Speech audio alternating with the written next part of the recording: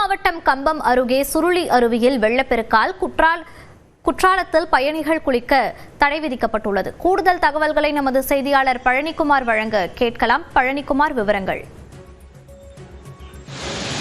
மனிஷா, வடகிழக்கு பருவமழை தற்பொழுது தமிழகத்தில் தீவிரமடைந்து வருவதன் தொடர்ச்சியாக மேற்கு தொடர்ச்சி மலையை ஒட்டியுள்ள தேனி மாவட்டத்திலும் நேற்றைய தினம் மாவட்டத்தின் அனைத்து பகுதிகளிலும் மிதமானது முதல் லேசான மழை பெய்து வந்தது. இதன் தொடர்ச்சியாக மேகமலை வடப்பகுதிகளில் கொட்டி தீர்த்த கனமழை காரணமாக கம்பம் அருகே சிறுவில்லிபுத்தூர் மேகமலை புலிகள் காப்பகத்திற்குட்பட்ட வனப்பகுதியில் அமைந்துள்ள சுருளி அருவியில் இன்று காலை நீர்வரத்து அதிகரித்து வெள்ளப்பெருக்கு ஏற்பட்டது.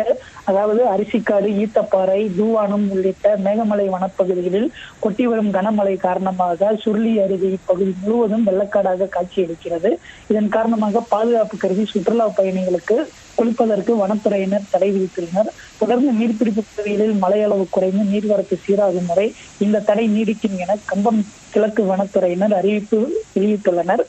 இதன் காரணமாக சுருளி அருவியில் ஏற்பட்டுள்ள நீர்வரத்து காரணமாக சுருளி ஆற்றிலும் நீர்வரத்து ஏற்பட்டுள்ளதால் அப்பகுதியில் உள்ள பாசன பகுதி விவசாயிகள் மகிழ்ச்சி அடைந்துள்ளனர். விவரங்களை பதிவு செய்தமைக்கு நன்றி பழனிக்குமார்.